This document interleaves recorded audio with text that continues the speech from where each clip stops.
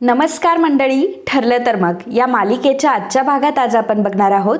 प्रिया आंघोळ करून आलेली असते आणि ती केस पुसत असते. आरशात स्वतःला बघत असते आणि मग त्यावेळी तिला काही गोष्टी आठवत असतात. त्यावेळी तिला आठवत असतं की त्या दिवशी माझा काचेवर पाय पडला, त्यानंतर माझ्या पायावरची जन्मखून अर्जुनला दिसली असती. आणि एवढंच काय की रात्री जेव्हा आम्ही गेम खेळत होतो तेव्हा सुद्धा अर्जुनने मला जे टास्क दिलं होतं, जे डेअर दिलं होतं, तेव्हा मी माझे पाय जर जास्त वेळ मांडीवर ठेवले असते तर मात्र सगळ्यांना माझ्या पायावर जन्मखून नाहीये हे कळलं असतं.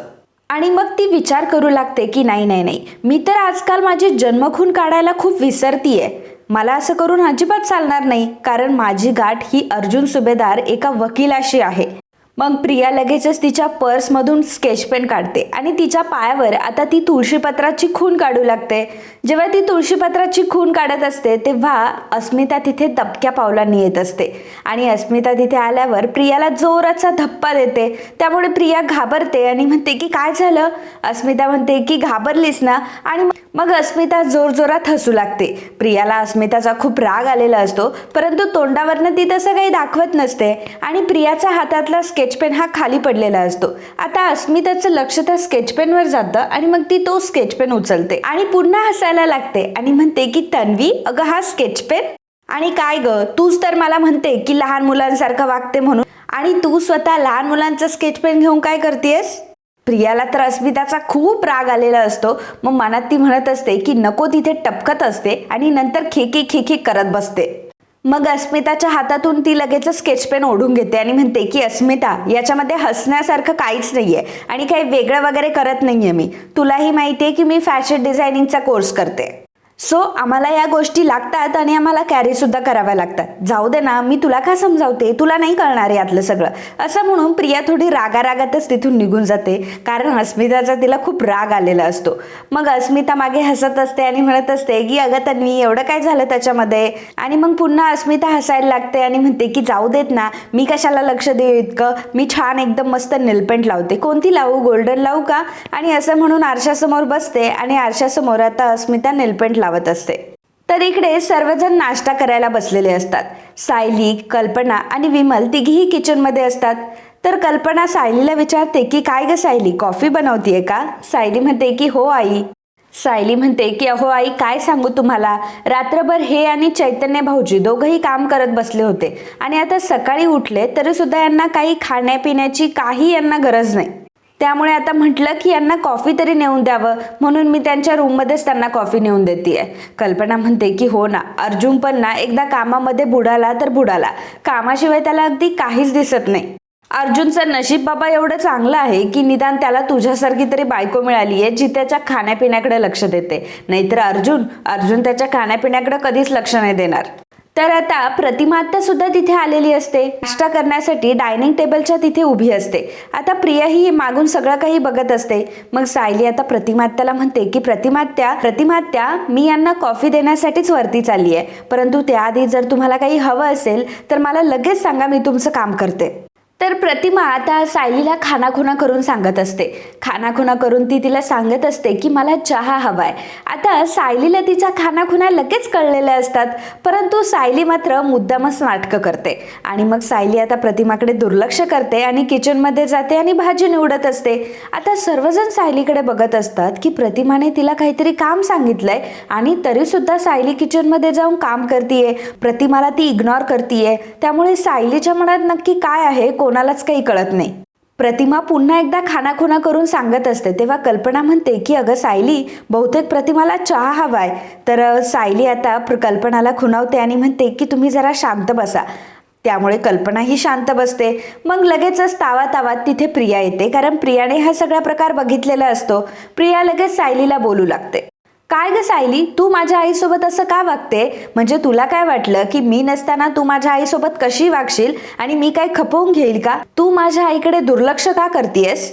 सायलीला तर माहित असतं बाबा, ह्या प्रियाची तर सवयच आहे. सायलीला तर माहीतच असतं की ह्या प्रियाची नको तिथे वाद करण्याची सवयच आहे. त्यामुळे प्रियाला ती पूर्णपणे प्रियाकडे दुर्लक्ष करते आणि रविराजकडे येते. रविराजला म्हणते की काय हो रविराज काका, तुम्हाला कळलं का? म्हणजे तुम्हाला आवाज आला का की प्रतिमात्याने तुम्हाला काय सांगितलं ते?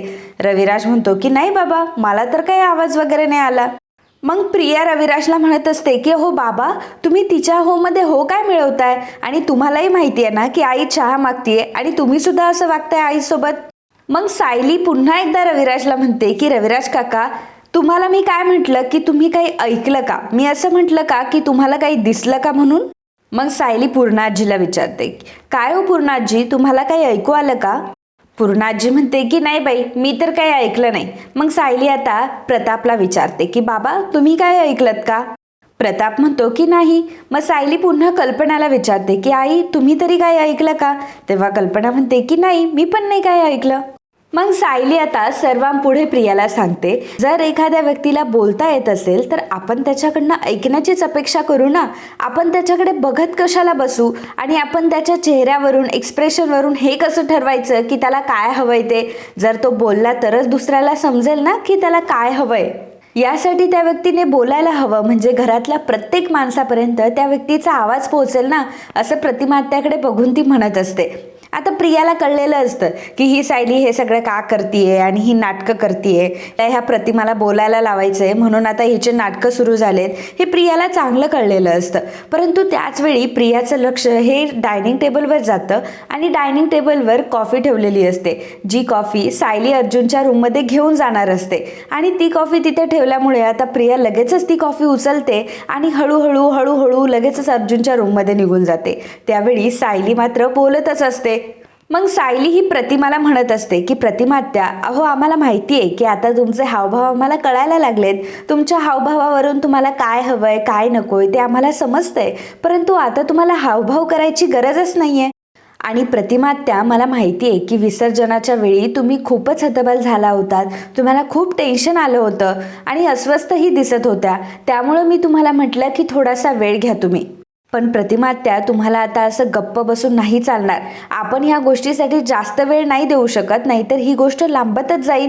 आता तुम्हाला आमच्यासोबत बोलावंच लागेल. आणि आता जोपर्यंत तुम्ही बोलून काही मागत नाही तोपर्यंत मात्र मी तुम्हाला आता काहीच देणार नाही. सायलीने प्रतिमाला स्पष्टपणे सांगितलेलं असतं. मंडळी, जर हा व्हिडिओ तुम्ही इथपर्यंत बघितलाय तर तुम्ही ठरला आहात लकी दर्शक, आणि यातूनच तुम्हाला मिळणार आहे पैठणी जिंकण्याचा मौका.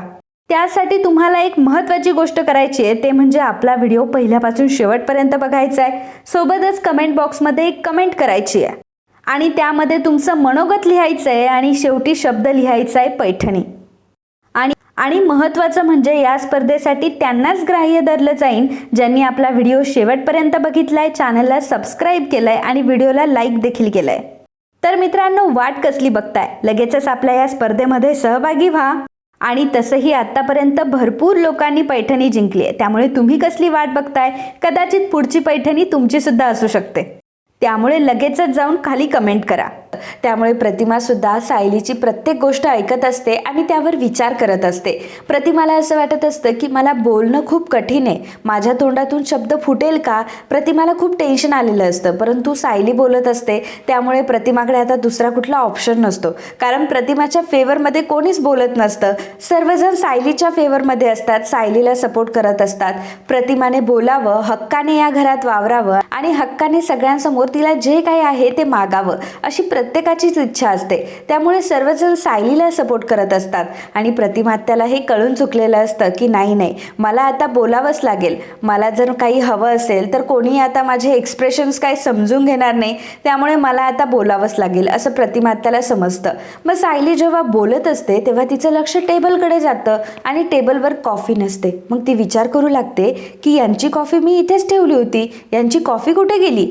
मग सायलीला कळतं की अरेच्छा, यांची कॉफी ही गायब आहे आणि ही प्रिया ही गायब आहे. मग तिला कळतं की प्रिया यांच्या रूममध्ये कॉफी घेऊन गेली आहे. तर ही प्रिया एक नंबरची संधी साधू आहे, बरोबर संधी साधून यांना भेटायला गेली. ह्या प्रियाला आहे ना, मला आता पुन्हा एकदा सरळच करायला हवं. सायली आता तिथून तिच्या रूममध्ये जाणार असते, परंतु पुन्हा विचार करते की जाऊ दे ना, मी एवढी कशाला अस्वस्थ होते, हे थोडी एकटे वरती आहेत, वरती तर चैतन्य भाऊजी सुद्धा आहेत. आता चैतन्य भाऊजी तिथे आहेत म्हटल्यावर आता काही टेन्शनच नाही मला, कारण चैतन्य भाऊजी असल्यावर प्रिया काय जास्त वेळ तिथे राहणार नाही, कारण चैतन्य भाऊजी तिला भांडावून सोडतील हे मला चांगलंच माहिती आहे. सायली हसते आणि मग तिच्या कामाला लागते. मग तिला अर्जुनबद्दल काही इन्सिक्युअर वाटत नाही आणि मग ती तिचं काम करू लागते. इकडे अर्जुन आणि चैतन्य दोघंही बोलत असतात. आता एकमेव त्यांचं प्रिया हे मिशन असतं. प्रियाची केस लवकरात लवकर सॉल्व्ह करायची असंच त्यांच्या डोक्यामध्ये त्याने घेतलेलं असतं. अर्जुन चैतन्याला म्हणत असतो की चैतन्य काहीही करेल परंतु प्रियाच्या पायावरती जन्मखूनच नाहीये, प्रियाच्या पायावर कुठलंही तुळशीपत्र नाहीये, ही गोष्ट मात्र मी सगळ्यांसमोर आणेलच. आणि मग सगळ्या घरच्यांना समजेल की आतापर्यंत 1.5 वर्षापासून ते ज्या तन्वीला तन्वी समजताय ना, ती त्यांची खरी तन्वी नाहीच आहे. आणि मग ह्या प्रियाचा, खोटारड्या प्रियाचा आहे ना, सगळ्यांसमोर चेहरा येईल. चैतन्य म्हणतो की अरे अर्जुन, काय सांगू तुला, जेव्हा तू तिला डेअर दिलं होतं ना, तेव्हा तिचे पाय हे मांडीवर होते आणि मी अगदी स्पष्टपणे क्लिअरली बघितलंय की तिच्या पायावर कुठलीही तुळशीपत्राची खूणच नाहीये. अर्जुन म्हणतो की अरे चैतन्य, माझा तुझ्यावर पूर्ण विश्वास आहे. मला माहिती आहे ना तिच्या पायावर कुठलीही जन्मखून नाहीये म्हणून, आणि माझा तुझ्यावर विश्वास आहे. अरे तू नको काळजी करूस. मला माहिती आहे ना ती मुलगी किती खोटाडी आहे, परंतु एक ना एक दिवस मी तिचा खोटाडेपणा सगळ्यांसमोर आणणार म्हणजे आणणारच. वेळी प्रिया तिथे कॉफी घेऊन आलेली असते. आता अर्जुनचं आणि चैतन्याचं एका वेळी तिच्याकडे लक्ष जातं, त्यामुळे दोघंही गप्प बसतात. प्रिया येते आणि थोडीशी रागातच बघत असते. आता हे दोघंही घाबरलेले असतात. त्यांना असं वाटतं की काही नाही, आता प्रियाने आपलं सगळं काही ऐकलंय आणि आता आपली ही केस इथंच बंद पडली आहे. आपण काय प्रियाच्या जास्त खोलात जाऊ शकत नाही, कारण हिला जर कळलेलं असेल की आम्ही तिच्या विरोधात पुरावे शोधतोय तर ती ते पुरावे नष्ट करायच्या मागे लागेल. ही गोष्ट अर्जुनला तर चांगलीच माहीत असते. अर्जुन आणि चैतन्य दोघेही घाबरलेले असतात. त्याचवेळी प्रिया तिथे येते आणि रागाने दोघांकडे बघत असते आणि अर्जुनला ती म्हणत असते की अर्जुन, हे बरोबर नाहीये, हा माझ्यावर अन्याय होतोय आणि मला हे अजिबात पटत नाहीये. तर अर्जुन म्हणतो की काय नाही पटत आहे तुला? तेव्हा प्रिया म्हणते की हेच की तू मला अजिबात वेळ देत नाहीयेस. अरे ती सतत सायली तुझ्या मागे मागे मागे मागे करत असते, कधी मला तुझ्या जवळही येऊ देत नाही. आपल्या दोघांना असा कितीकसा टाइम भेटतो रे या घरामध्ये? बघ ना, आपण दोघेही या घरामध्ये राहतो तरी सुद्धा आपल्याला भेटण्याचे किती सारे लिमिटेशन्स आहेत. आणि जेव्हा सायली तुझ्यासोबत नसते ना, तेव्हा हा चैतन्य तुझ्यासोबत असतो. मग चैतन्य प्रियाकडे बघून म्हणतो की मग जाऊ का मी? तेव्हा प्रिया म्हणते की काय हवं ते करा, मला नका सांगू, मी फक्त अर्जुनसाठी कॉफी घेऊन आले होते. मग अर्जुन लगेचच प्रियाच्या हातून कॉफी घेतो. आता अर्जुन सुद्धा खूप स्मार्ट असतो. अर्जुन जेव्हा प्रियाच्या हातून कॉफी घेत असतो तेव्हा मुद्दामच कॉफी प्रियाच्या पायावर सांडवतो आणि म्हणतो अरे बापरे तन्वी, अगं तुझ्या पायावर कॉफी सांडली. तर प्रिया सुद्धा आता ओरडत असते, कारण तिचा पाय भाजलेला असतो. तर प्रिया आता रडायला लागलेली असते. अर्जुन तिला म्हणत असतो की तन्वी तन्वी, तू एक काम कर, पटकन बाथरूम मध्ये जा आणि थंड पाण्याच्या खाली पहिल्यांदा तुझा पाय धर, नाहीतर खूप मोठे मोठे फोड येतील हा. प्रिया घाबरते आणि लगेचच बाथरूम मध्ये निघून जाते. मग अर्जुन चैतन्याला म्हणत असतो की चैतन्य, कॉफी बरोबर तिच्या राईट पायावर पडली आहे, तिच्या उजव्या पायावर पडली आहे. याचा अर्थ आपल्याला आता तिचा उजवा तळपाय नक्कीच बघता येईल आणि त्यावर असलेली तुळशीपत्राची खूणही बघता येईल. तर इकडे सर्वजण सायलीच्या बाजूने झालेले असतात. प्रतिमा एकटीच पडलेली असते. सायली म्हणत असते की मी अजूनही सगळ्यांना सांगते की जर कोणाला काही हवं असेल तर त्यांनी त्यांच्या तोंडाने सांगायचं मला. अश्विन म्हणतो की पण वहिनी, प्रतिमा आत्याला कंपल्सरी बोलायचं नाहीये, असंच कंपल्शन ठेवलं होतं ना आपण. पूर्णा आजी अश्विनला म्हणते की अश्विन, अरे मला एक गोष्ट कळत नाहीये, म्हणजे प्रतिमाला वाचा तर आलीये परंतु ती आपल्यासारखं बोलत नाहीये, असं का बरं? अश्विन पूर्णाजीला समजावून सांगत असतो की पूर्णाजी, प्रतिमात्याला खरंच खूप चांगली ट्रीटमेंट मिळते आणि त्याला प्रतिमात्या रिस्पॉन्स सुद्धा करतीये. रविराज म्हणतो की मला काय वाटतं माहितीये का, आपण या सगळ्या गोष्टींना एकदा श्रद्धासोबत बोलायला पाहिजे, तिच्यासोबत डिस्कस करायला पाहिजे. अस्मिता म्हणते की नाही बरोबर आहे तुमचं, परंतु प्रतिमात्याला आपण वेळही देऊयात आणि त्या वेळ देण्याच्या नादामध्ये प्रतिमात्याची आलेली वाचा पुन्हा गेली तर काय करायचं? सगळ्यांना अस्मिताचा खूप राग आलेला असतो आणि सगळे अस्मिताकडे बघत असतात, तिच्यावर चिडत असतात. प्रताप तिला म्हणतो की ए अस्मिता, उगाच काही बोलू नकोस, तोंडाला येईल ते. आणि तो रविराजला म्हणतो की रविराज, ह्यांचं कोणाचं काही ऐकू नकोस, तुला जे योग्य वाटतं ना तेच कर. रविराज म्हणतो की थांबा, मी एक काम करतो, मी डॉक्टर श्रद्धा यांना कॉल करतो आणि जे काही आहे त्यांच्याशीच बोलून घेतो, म्हणजे आपल्याला कळेल तरी. सायली म्हणते की हो रविराज काका, तुम्ही अगदी बरोबर बोलताय, फक्त फोन स्पीकरवर टाका म्हणजे आम्हाला सगळ्यांना ऐकायला येईल.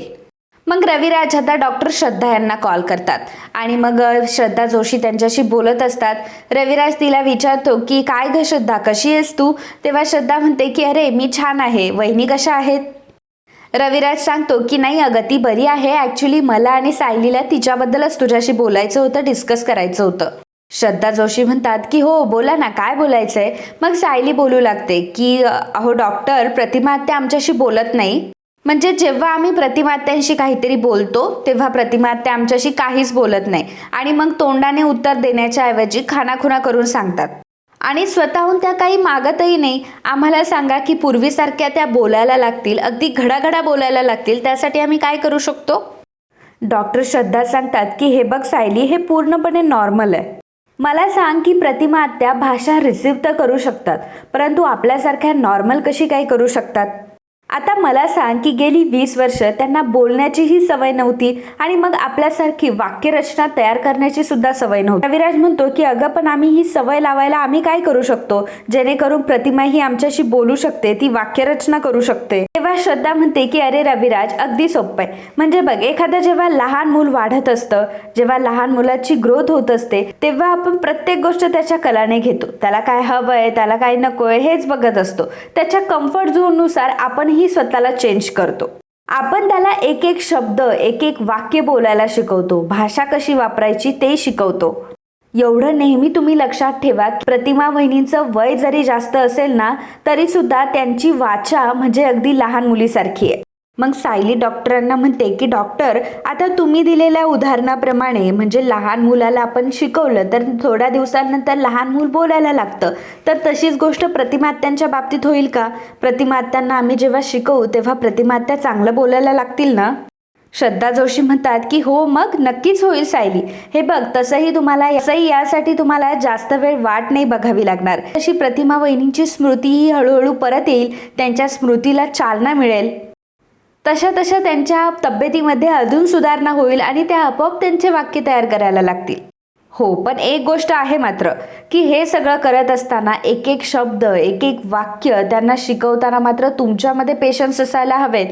रविराज म्हणतो की श्रद्धा, आत्ताशी आम्हाला कळलं की आम्हाला नक्की काय करायचंय आणि कसं वागायचंय. थँक्यू श्रद्धा, तुझ्यामुळे आम्हाला हे तरी समजलं. श्रद्धा म्हणते की अरे रविराज, त्यात थँक्यू काय बोलतो, माझं तर हे कामच आहे ना शेवटी, आणि मला हे सगळं बघावंच लागतं. बरं, मी आता फोन ठेवते आणि मग जेव्हा तिकडे येईल ना तेव्हा प्रतिमा वहिनींना भेटायला नक्की येईल. मग डॉक्टर श्रद्धा आता फोन ठेवते. तर अश्विन आता प्रतिमा आत्याला म्हणत असतो की प्रतिमा आत्या, तू ऐकलंस ना डॉक्टर काय म्हटले ते.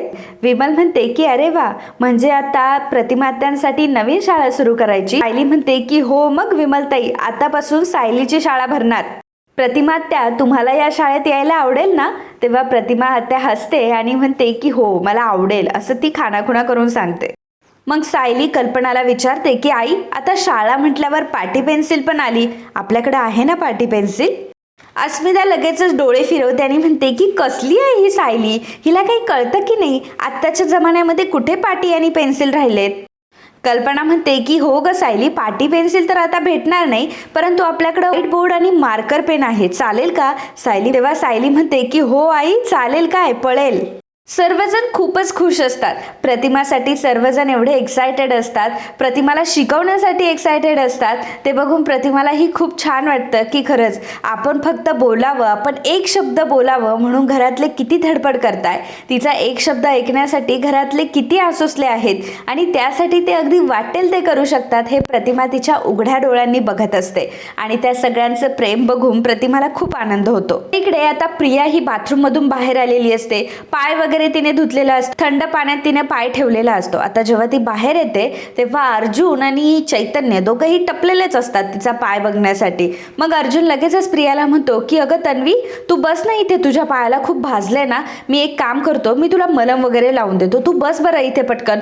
मग प्रिया विचार करू लागते की अरे मी तर आताच बाथरूम मधून पाय धुवून आली आहे आणि आता माझ्या पायावरच्या तुळशीपत्राच्या खुणेचा जर आकार बदलला असेल तर आता बापरे, मी तर खूपच मोठी कचाट्यात सापडली आहे. नाही, उगाच मी यांना चान्स नको द्यायला आणि मी ही रिस्क सुद्धा नको घ्यायला. म्हणून प्रिया लगेच अर्जुनला म्हणते की अरे अर्जुन, नाही राहू दे, तसंही मला खूप कामं आहेत अरे. आणि अर्जुनला ती म्हणते, आणि अर्जुन तसंही तुम्ही काम करत होतात ना, आणि तुम्हाला मी उगाच कशाला डिस्टर्ब करू.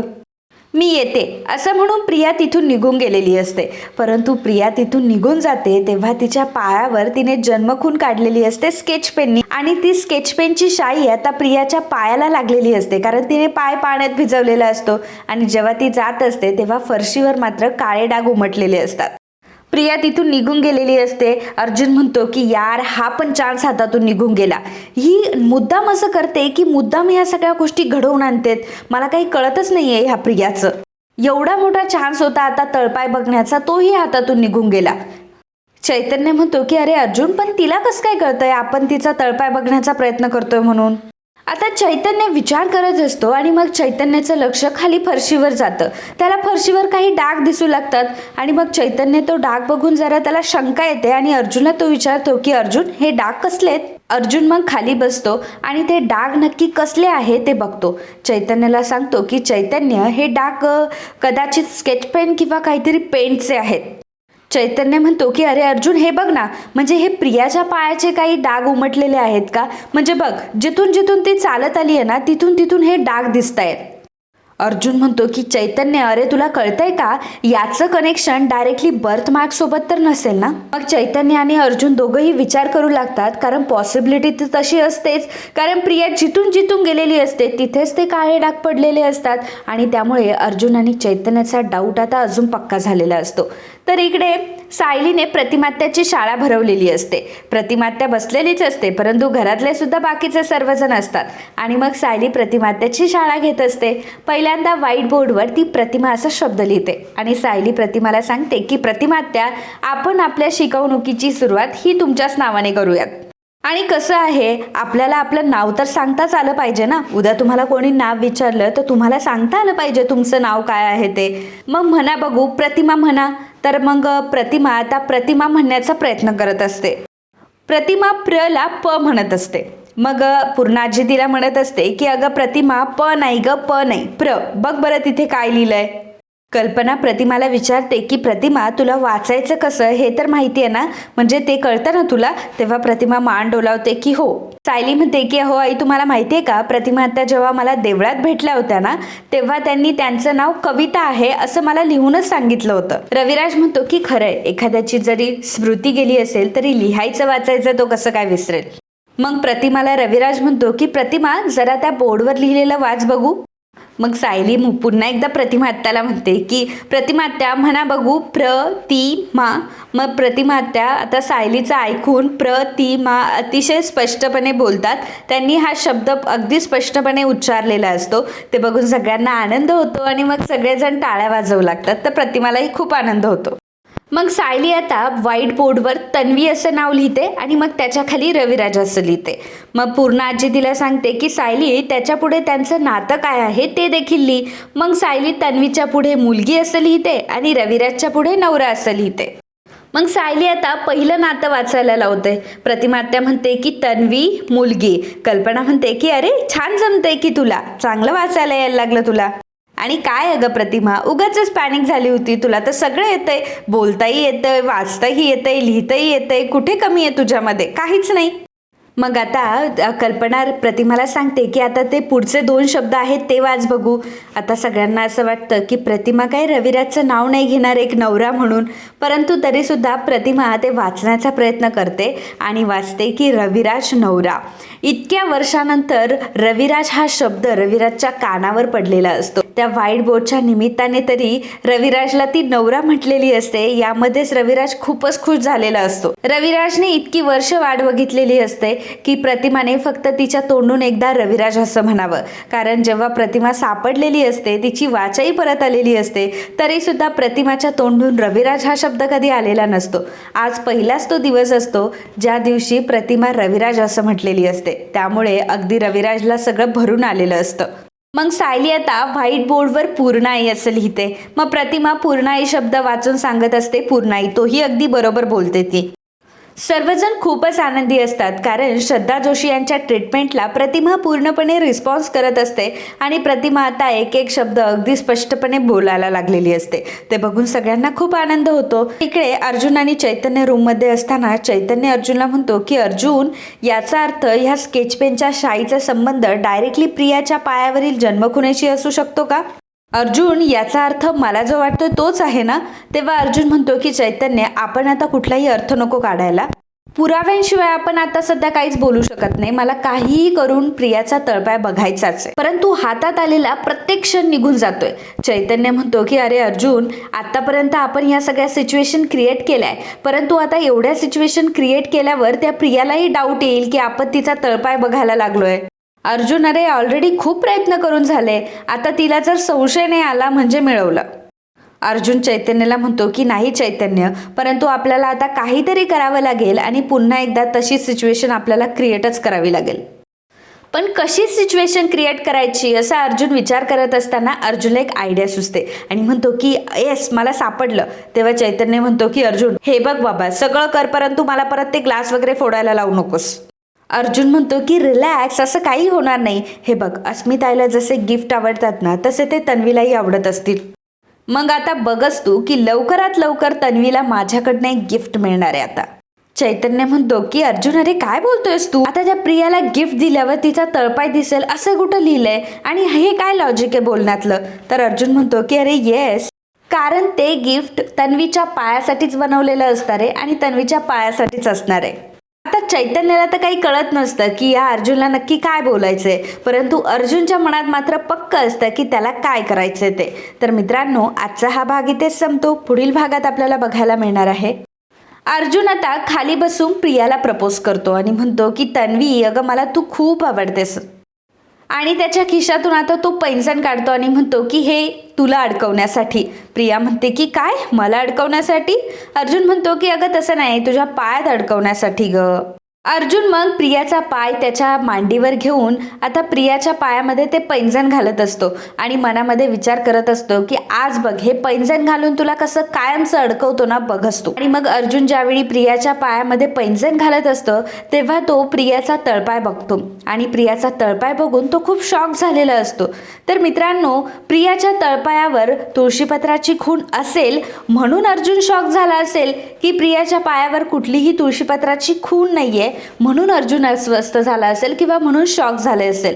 तर यापैकी तुम्हाला काय वाटतं की कुठलं कारण असू शकतं?